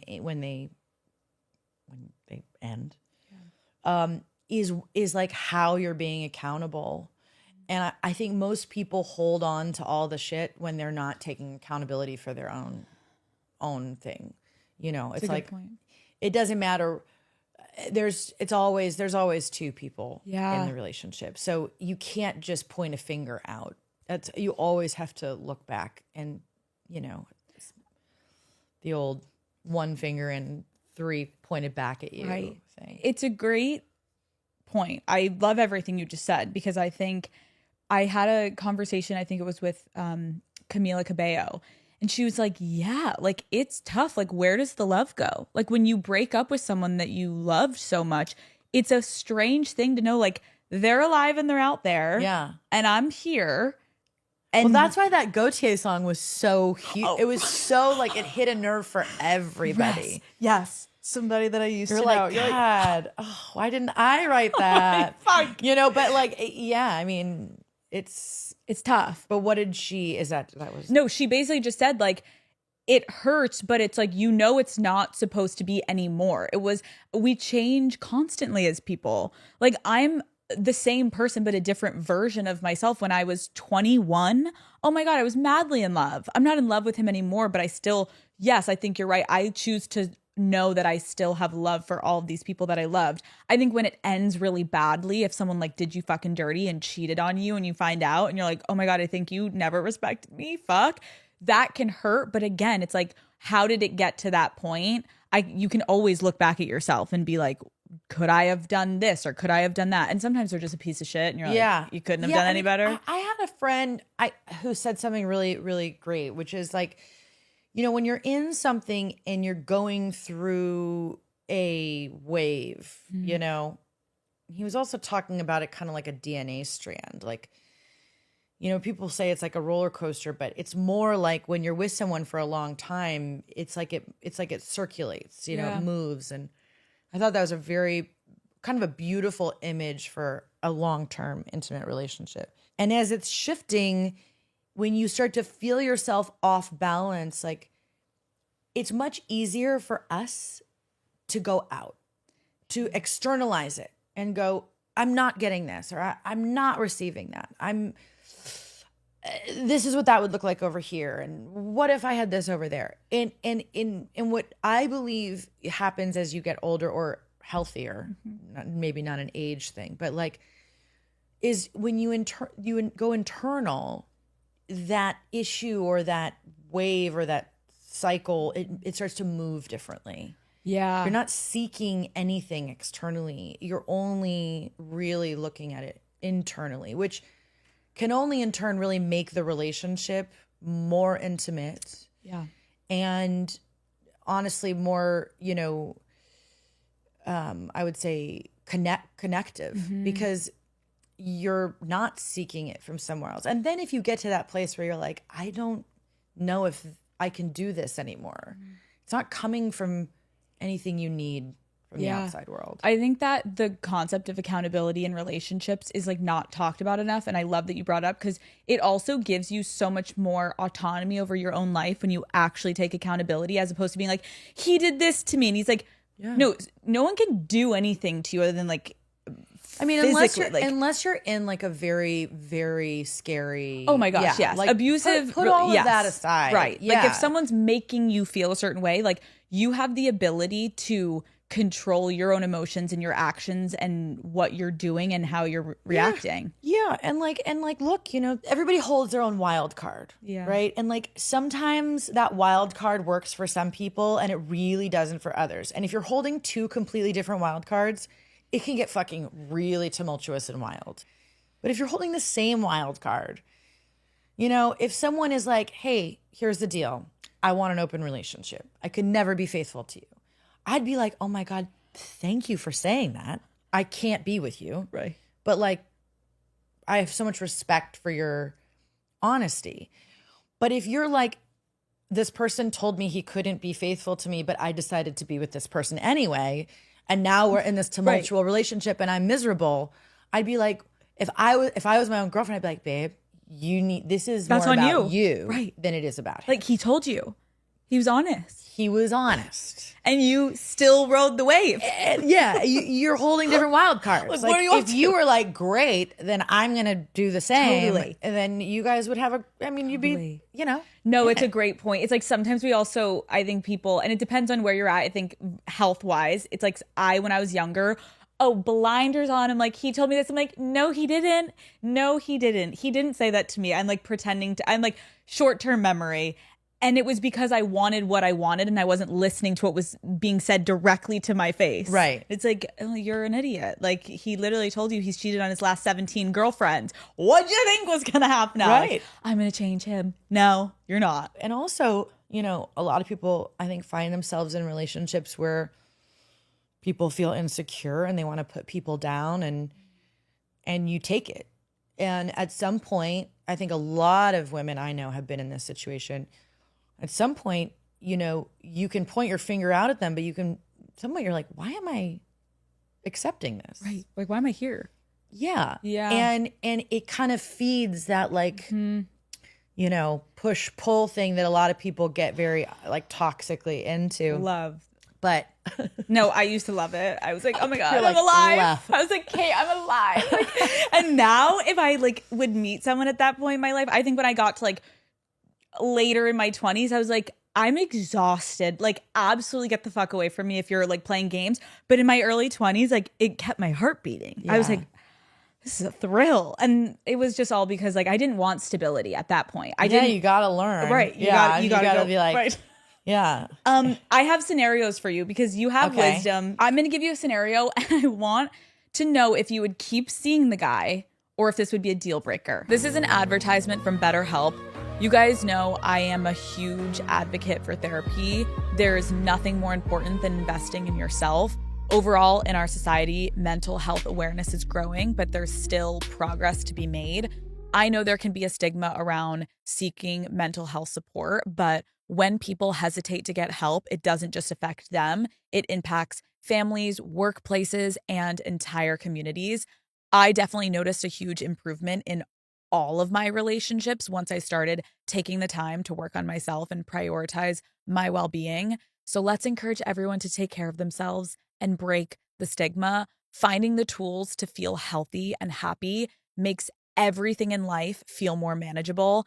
BetterHelp has over 10 years of experience matching people with the right therapist from their diverse network of credentialed therapists with a wide range of specialties. BetterHelp is also fully online, making therapy both convenient and affordable. Over 5 million people worldwide use BetterHelp, and it's easy for any user to switch therapists at any time at no extra cost. As the largest online therapy provider in the world, BetterHelp can provide access to mental health professionals with a diverse variety of expertise. We're all better with help. Our listeners get 10% off their first month at betterhelp.com/daddy. That's betterhelp.com/daddy. I'm going to give you a scenario and I want to know if you would keep seeing the guy or if this would be a deal breaker. Okay. Okay. You catch him going through your phone and he says it's because you've been distant. How long have I been with him? You've been together for 8 months. Oh, done. Out. See you later. Weird. So weird. What about 2 years? Then maybe I'd be like, okay, what am I doing that's making you feel insecure? And by the way, you can go into my phone anytime. You don't need to look at that. Like if Right. I'm with someone for 2 years, I'm not one of those people that's like, why are you looking in my phone? It's like, Right. what's my, like, here's my phone. I wouldn't live with secrecy Yeah. or feel like I need, you know? Yeah. Have you ever caught someone going through your phone? Oh, yeah. Emails. How did you find out? I could tell where there was like logins, you know, it was like stupid, you know, it was like, Stupid. yeah, which also is like, bye. Ugh. Like you gotta be smarter Like than that. you almost get like the ick because you're like, wait, like it would have been You're like that- cooler if you were like so sly. Yeah, but you're I'm getting like, a notification. so- yeah. It's like, what are you doing? No. Clearly someone's on my, yeah. On my iPad or my computer, whatever, it's like Right. on my phone. It's like, ding! Someone just logged into Yeah. your MacBook. Yeah. Under Your boyfriend is No. on your Stop. Yeah. And did you confront? Did you end it? It was already on the way out. Okay, It was like, it's good to know. yeah. Have you ever gone through a phone? Oh, yeah. Are you kidding? Especially with shady guys, like full on. How do you get in? Oh, girls, any girl who says I would never is a liar. Oh my god, it's my favorite hobby back It's in the day. I mean, at some point in your life, a girl's been like, no, no. Yeah. Something's up. It's one thing if something's not up, then you should feel Right. It's like- just a random Then you're like, Sunday. okay, you have trust issues. You got to figure that out. Yeah. It's one thing if like the guy is being fully shady and not telling you the truth, and you're like, no, I need some concrete evidence. Going CIA. I'm gonna figure this out. Then you get it, and then, fuck, yeah. Oh, I've That's- had. I mean, please, yes. It was a fabulous game. Okay, but when you play the game and you find things, how do you handle it? Because most of the time they're like, oh, it's null and void. You went through my fucking phone, you crazy bitch. Yeah. Okay. It doesn't matter. But you're out of my life. Like, so what are we talking about? Yeah. Thank God, because now I'm never gonna see you again. Like that's great. That's great. But I'm really like I'm like you would have to be doing something Crazy. really shitty. Huh. You know what I mean? Like, oh no. Like you wouldn't care. Like you're telling me one thing and doing another, and I'm not gonna do that. So I'm gonna find out, and then I also did do the thing too, which is fun, where you just lie. Where you're just like, no, I read it. Completely. I read this. Or I know you were here. How do you know that? Because I have a friend that's the bartender and she was there and she saw you. Oh, it's so I've done fun. all of it. And that's the best is when you know they've fucked you over. And then you come up with the best lie of all time. And it's like, oh my They God, can't I'm an even Olympian. believe it. And they're This like is a sport. sweating. God. And you're like, you know what's really sad? I used to do this is like, I know everything. And then they'd go like pale white. And I'd be like, so I told you, like, I know everyone in New York. So when you go to the Great White and you're there and you're having drinks with her, like, what do you think I was going to, do you think I wasn't going to know? And he's like shitting his pants. Meanwhile, I didn't have any friends at the Great White, just saw on his phone that he was like, meet me at the Great White. But you make it up and then you get out of it unscathed. But people wonder why women should rule the world. Because we're incredibly resourceful. Period. It's like, guys. No. We're going to strategize this. And by the end of it, you're going to be sweating bullets and I'm going to leave you. Right, So... Right, the difference is we get notifications that you're hacking into our computers. We come up with lies. You didn't even know we went into your fucking iPhone. I know. Guys are so funny. I love guys so much because they're very simple. Not that they're not like complex and but like the foundation of how men work isn't that challenging. It's not. They're super straightforward. True. And I think we expect them to be more complicated. Oh, we give them more credit for sure than it actually is. Half the time, if they're giving you like, if you get a weird vibe, the weird vibe is right. Like they're cheating or they're doing like, sometimes women will be like, well, maybe it's because his grandmother was not feeling well. So maybe he's been acting weird. No. It's what you think it is. He's cheating. Or like if there's like 3 burner phones, like there's a problem. You know what I mean? It's gonna get weird at some point. Like if you see a burner phone and a dob kit, just run. It's not gonna be a good ending. Right. And which has happened to a couple of friends of mine where I'm like, no. What do you do if you see this? And I'm like, oh my God, babe. Run. Well, first look on it because I would love to know. We need the thrill. You gotta know. I wanna know. We gotta have something to talk about over dinner, right? Or like take it, just steal it, just like take the phone and then never talk to him again. And then you call the number, you meet up with the girl. You get cocktails. You laugh about it. No, you have to look at it though. You're right. It's comedy because sometimes men are so dense. I also love men, and sometimes men are so simple, and they're really just showing you their cards immediately. How old are you? 29. Okay, so you're like, I'm in the age where everyone's married. Okay, and we live vicariously through our late 20s, like or early 30s friends. Yeah, where we're like, oh, let me tell you the story when Now we're all like, like it's like we're in the is your husband gonna go to the 4-year-old's birthday party or are the girls going to this birthday? How many fucking birthday parties are there this weekend? What are we doing? Are we just staying home? Like it's just very normal. Now we're in like you're in the normal. We're in the raising kids phase, which is just like soccer games, baseball games, birthday parties. There's no burner phone. No, and that's But sometimes we want a little burner phone. It's like someone I have a friend who has someone with a burner phone. But sometimes you want a little burner phone action. So no, I think that's such a good point though. It's like, ladies, stop ignoring the fucking signs. If it's right in front of you, it's probably what it looks like. But it's hard. I know. You have friends who are more dramatic than others, and we all have to like let each other go through it. True. I just don't like when people like.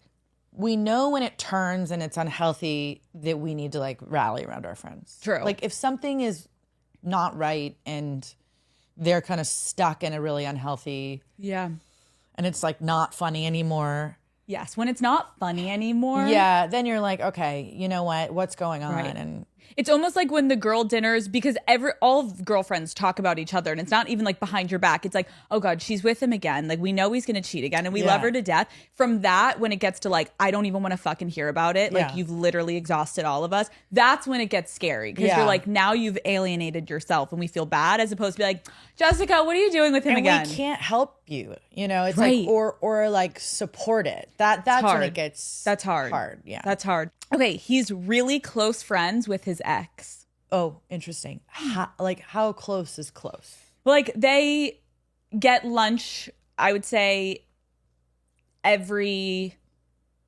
month, every other month, and they Do they have a kid? Nope. Oh, problematic. For me, personally. For me too. If they had a kid, I'd be like, oh, this is family and we have to like bring her all in, you know? And my other thing is like, if I'm going to have dinner with her and then you're going to go have lunch with her, we're good. If we're all besties, like my best friend was my ex's ex-girlfriend. Hold on. And when it's not as complicated as it sounds. Basically, Okay. I met my best friend through my ex-husband. Okay. Who used to date her. Oh, fascinating. So when I was married to him, I met her. We became best friends. Got it. And that was his ex. And that was his ex. But we loved each other. Right. There was no like, I'm gonna go have dinner with or lunch with my ex-girlfriend, and You were included.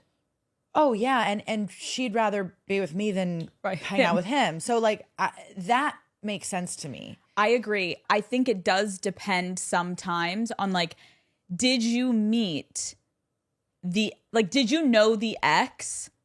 This is fucking confusing me. Did you know the person before or after? Like, if my best friend became best friends with my ex, I'd be like, where's the fucking loyalty? Like, you didn't know him before me. I think you know what I mean? Okay, wait. Okay, here we go. You mean if your bestie? I'm dating a guy. Okay, right. And my best friend meets him, likes him. Woo! We break up. And she stays friends with him. Odd. It depends. I guess it depends how it ended. It depends. He ruined my life. He cheated on me. I mean, It's tough. that's a tough one because I think it would be like, you know, it also depends on if you, like, is she kind of into him? Right, that's fair. You can kind of feel when it's is or when it isn't. No, I think it's also just about like respect. Like, communicate with your fucking friends. If you're staying friends with your girl's ex and you guys are like in love, well, Okay, I'm gonna give you a scenario. okay. You're not friends with this girl. You have mutual friend groups. Okay. Mutual friend groups. They, you know, run into each other here and there at a party. Oh, hey, nice to see you. Like, oh, good. Oh, no, good. She breaks up with her boyfriend. Okay. I don't know, whenever, 6 months, year later. You end up with the boyfriend. Does she have a right to be mad at you? Okay, you said the only moments I hang out with her is like in big friend groups. Yeah, she's like, around. Like maybe you share a friend. We've but you never gone to a lone don't lunch. text, you don't No. te- Oh my no. god, she can't be mad. Okay, Absolutely right. not. Yeah. Well, there's a lot of people who would say otherwise, and I'm What? like, that's crazy. That's networking. How are we supposed to meet anyone? I don't know you. Right. Like, if You can't be mad at me. No, that's crazy. Yeah. That's fucking crazy. It's if it's your best That's friend, it. That's it. that's it. It's all that matters. Yeah. Well, if it's like even a close friend, A you'd be close like- or friend, like, of course. Yeah. Then you can have a conversation of like, this is also tough where it's like, it's awkward if like, But like then you go girls on. who throw shade to girls that like are dating their but they don't know them, I think that's weird. No, you got to move on. And I also think if you don't have their phone number, you owe them literally nothing. I agree. Okay. I like that. We're moving on. He has an extremely high sex drive and is trying to go every day, twice a day. I mean, I'm not mad at it. First of all, I mean, it'd be one thing if it's like 4 times a day. Right. You'd be like, this is Like, we're exhausted. and like this is like kind of weird because like what happens when have to like leave for a week? True. Like is this like Like, is this something you need every day, regardless of whether I'm here or not? and it also depends on, I mean, his age. Because it would sort of determine whether or not he was Just going through it. yeah, or like if he was young, like that would make sense. If he's like 40 something, 40. like men's libidos kind of go down at late 20s. Right. So he's like a sex addict. So like if his libido's that high, it's like, what are you on? Literally. It's like I always say this about women, especially as women get older, there's sort of this concept around women that they should become less sexual as they get older. But the reality is that women, as we get older, our libidos get more intensified to a certain age than men's. So it's sort of like this made up thing. Right. That women as we get older are supposed to be. Right, like died out, like we're not even having sex, we're not sexual. Yeah, when it's literally the opposite. Yeah. So somewhere down the line, men didn't really want women to be very sexy as they got older. Right. I think. So they kind of made it so like, oh no, like if you're no longer, mating for us, right, then you should just go over here. So true. When in reality, it's like women into their 40s, sometimes 50s are like very much sexual. Yeah. Call Her Daddy is brought to you by Airbnb.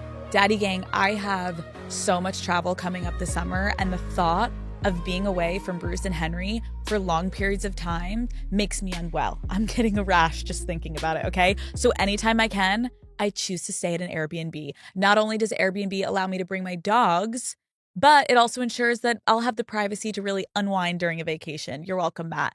Every time I stay in a house on a trip, I feel like a local. I can stock up the house with groceries. I can explore neighborhood bars and get to know the city even better. Being able to cook a healthy meal or just sprawl out on the couch after a long travel day is truly such a game changer. So if you're looking ahead at your summer plans and you're like, ugh, I just want to go somewhere, but you don't really know where you want to go, check out their guest favorites.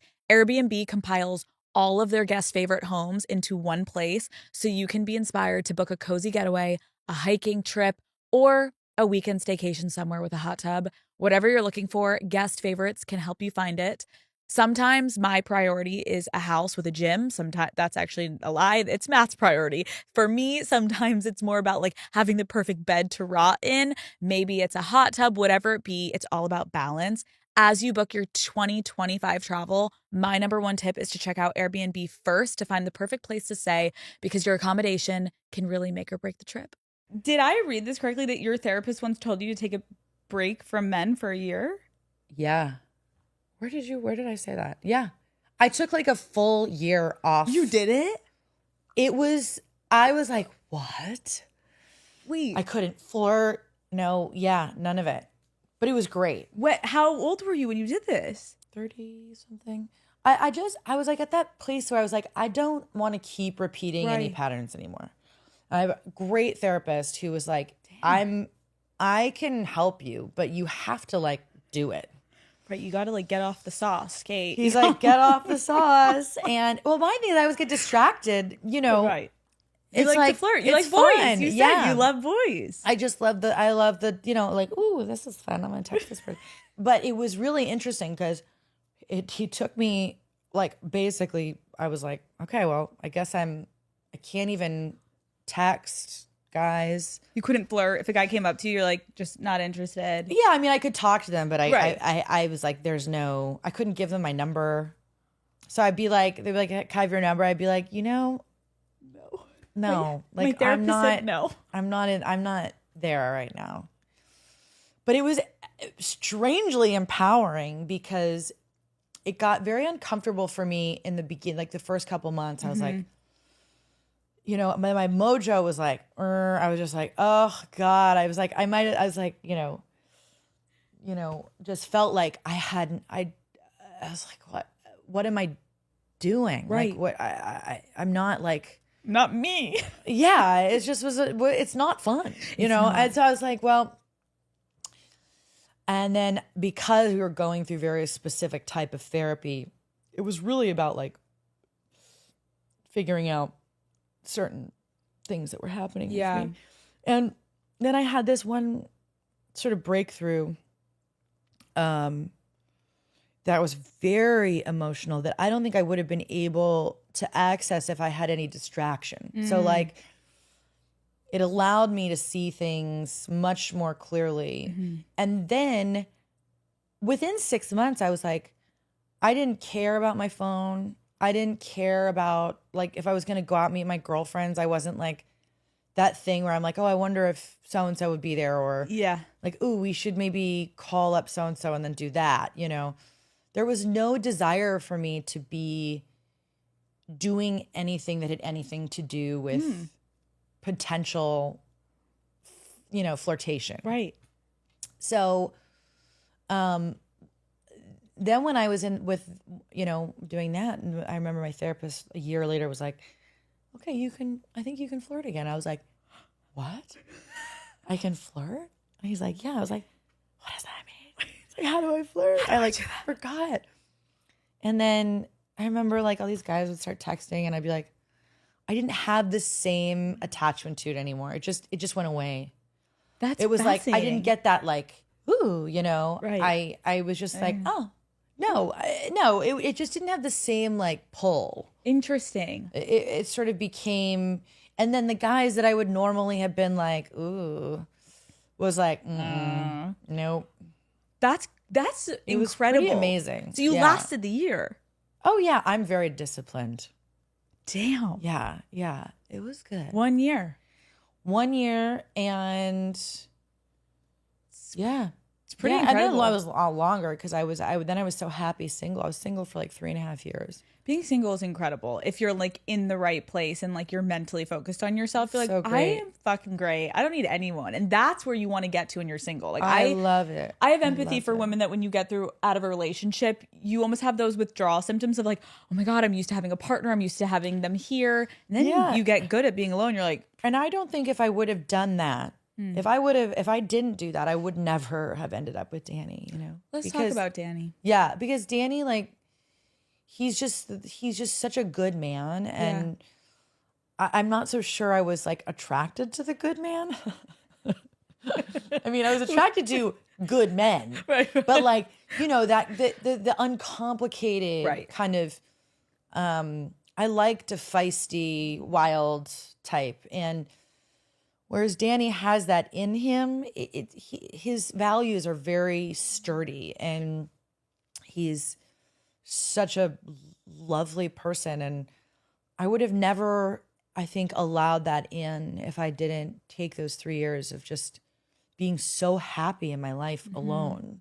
But I think that's a great thing for all the women listening to think about. It's when you're single, you get anxious of okay, I need to find who's my next person.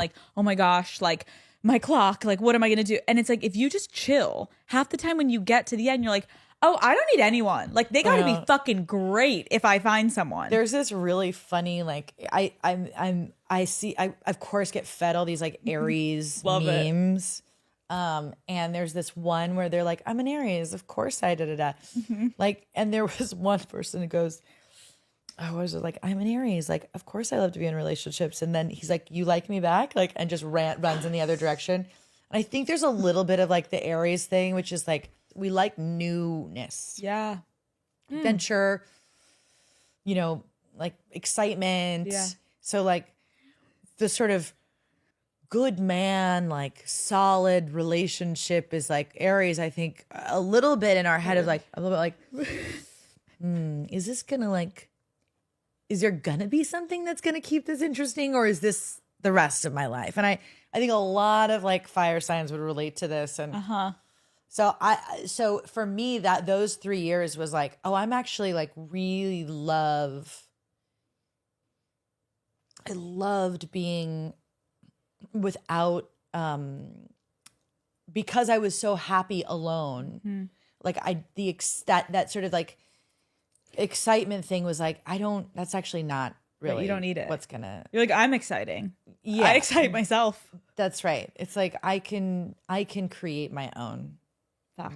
newness. You and Danny had known each other for 15 years before you guys got together? I met Danny when I was 23, pregnant with Ryder, and Danny was in high school. Yeah. Who made the first move?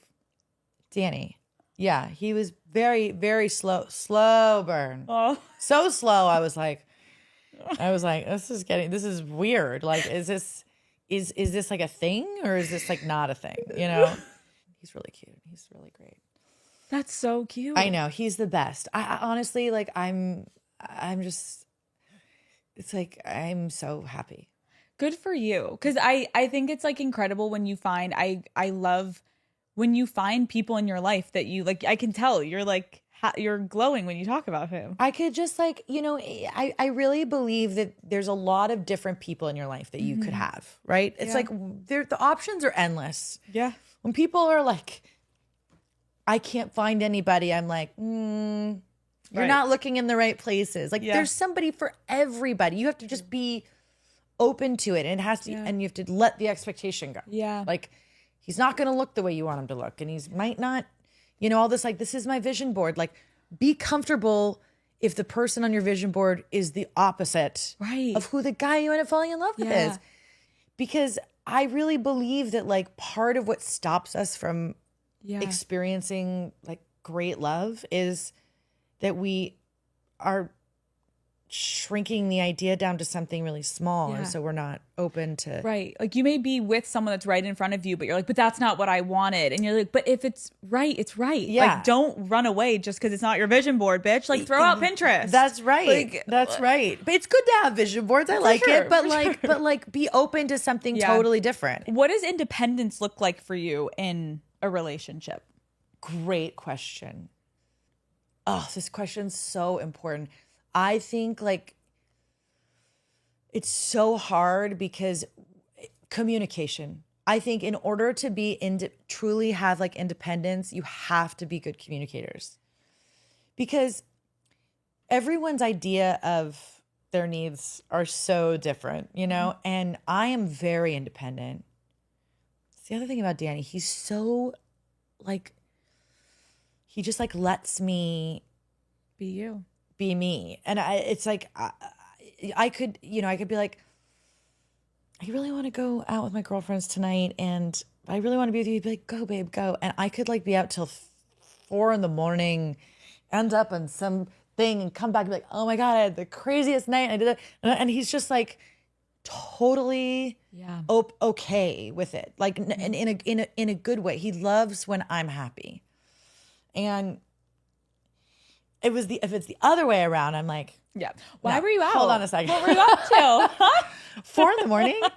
What could you have been doing? Whose car did you end up in? No, literally. No, same. but but I really did, like, independence is, like, what works for you. Like, what might work for me doesn't work for him. So in order for me to feel independent, I think you have to communicate what that is. Like, my thing is, I just want to be told, you know, like, just tell me that you're, you know, where you are, like, tell me what you need, and then I'm good. I have a hard time with, like, not knowing. Right. Some people are fine with not knowing. They're much more comfortable with that, secure with it. My thing's like, if you tell me that you're going to call me at 11, but you call me at 2, like, that's going to not create independence for either of us. No, I think it's a great point. I could talk about this shit all day long. I love it. I could talk to you forever because I love having insightful conversations where we don't have the same background. So I'm interested to hear, like, ooh, like, what is your take on this? Yeah, I'm also, like, a full disclaimer. I should just wear, like, I don't know what I'm talking about. No, me either, but like, it's fun. It's like, for me, I'm also like, I'm saying this, but I also am very happy to be wrong. No, about like, women all of should it. run the world. So, like, okay. This album, I think it's incredible because, like I said, you have an incredible voice, but the songwriting is phenomenal. And knowing that you said you have, like, hundreds of songs just so, like, in your house, how did you decide what you were going to put into this album? We just started fresh. Okay. There was no, like, I mean, there's 2 songs on there that I wrote before I started writing with Linda. And then after we got out of the studio writing with Linda Perry, who's a writer on a lot of it, we went back, Dan and I went back, and we kind of, you know, restructured 2 other songs that I had written before that. But it's all, like, of that time. Yeah. You know, so. Well, that's why I'm, like, listening to, like, the push and pull and moving on. Like, there's a lot. That's why I wanted to talk to you about you. And I think that's when people connect the most with lyrics, when they get to know someone more. And I'm telling you, my fans fucking love music. So they're gonna be like, okay, now that we know Kate more, the lyrics will. Honestly, it's like it's like, because I waited so long to put something out, it was really important that it was reflective. So that there was, like, for me, that it was where I'm at now, but that there's the story of sort of, you know, a life well loved, and whether that be with my son or whether it be, in past relationships that didn't work out, or where I'm at now with my Romeo, which is, you know, and that's just Danny and I wrote that together. But like, you know, that kind of the freedom in that song, you know, and I have always been a hopeless romantic, and I'm going to take the word hopeless out of it because I actually feel that I'm a hopeful romantic, you know. It's like, and the hardest songs for me to write are the hopeful ones, and that was so important for me in this because I'm so like, my brain loves a depressing song. Yes. Like I mean, if you go into my vault of music, it's just, there's so much depressing shit in there. It's crazy. And it will come out at some point. Okay, good. I really like, we need a good cry, Kate. We need a good cry. But like for me with this, I wanted it to feel like what the album title is. Like there's to love fully is a glorious experience. And it comes to you in so many different ways. Yeah. And like we're talking about, like if you're open to it, then you know, I think you're living a really like well-loved life. As long as you're a good person, you're treating people respectfully and you're honest. Yeah. No, I can't thank you enough for coming on. Like, I had such a fabulous time getting to know you, and I'm so excited that I got to sit with you for this long to like talk about all the girl things, but talk about the music because it is intertwined. Like you said, like this album is about love and like the experiences that you've had. And I think it's inspiring, honestly. I think some people feel like constrained to like, that was the one love of my life. You can have so many loves of your lives, and you can have so many loves, and you can love people in different ways, and you shouldn't look back at your past in a negative way. Like every chapter is a new chapter, and just like lean in and have a good time. Yeah. And like Gonna Find Out is like about not wanting a relationship. Right. You know, Single it's about being in that, for 3 years. You know, that's kind of like a song about when you just want to like, when you don't, that like little, you know, like spark that you have with someone where you're just like, is this going to go down? You know? Okay. Last question. Then I know you have to go. What is your By the way, favorite song? I have to go make out with a guy. I have one scene to do today. Stop. I'm making out with a total stranger. What? I've been like really stressing about this. Oh my God. And you're coughing. I have COVID. No, fuck. I'm not telling him. Wait, you have to make out? Like full make out I tongue? have to like make out with this random guy. How long? How many You will see it on Netflix at some point. Stop. Yeah, I don't know, but I've been like having anxiety over this. How do you get I've mentally never prepared for that? You just I don't know. What I do is I'm channeling Emma Stone in you know, Poor Things. Poor Things. You're Jesus channeling Emma Christ. Stone. Poor Things. If she could do that, you can do this. I can do this. Come on. You know what I mean? Like, I can get make out out there. with some random guy. Easy. And yeah. So well, thank you so much for coming on. This was truly so fun. This You're was so fabulous. fun. Thank you.